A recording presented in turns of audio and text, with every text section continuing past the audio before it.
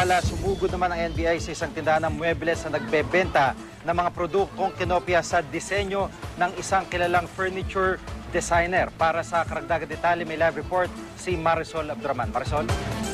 Sige, ang mga nagagandahang furniture na ito ay inanamang sa obra ng sikat na international Filipino industrial designer na si Kenneth Ocue. Kilala at mabenta ang kanyang mga produkto hindi lamang dito sa atin kundi maging sa ibang bansa. Sa katunayan, Jiggy, isa nga sa kanyang mga customer ay ang aktor na si Brad Pitt. Kaya hindi na nakapagtataka na gayahin ang kanyang mga kakaibang disenyo. Tulad na lamang ng furniture shop na Angeles, Pampanga na sinalakay ng Intellectual Property Rights Division ng NBI. Sa showroom, Jiggy, nakita ang mga nakadisplay na furniture gaya na lamang ng isang upuan ito na kung tawagin nila na Yoda check. Mabibili ito doon sa halagang 8,000 pesos lamang, samantalang kung tutusin, ang orig daw na presyo nito kung bibilihin kung gawa at design mismo ni Cobonpue ay nasa 53,000 pesos.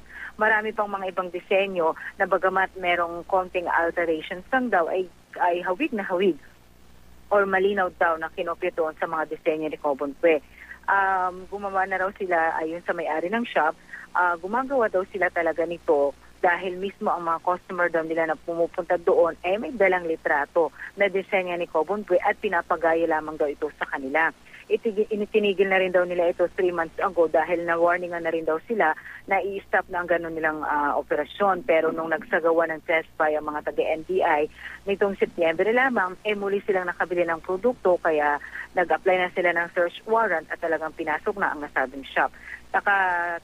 Rather nakatakdang sampahan ng kasong paglabag sa copyright infringement ang may-ari ng shop. Sige?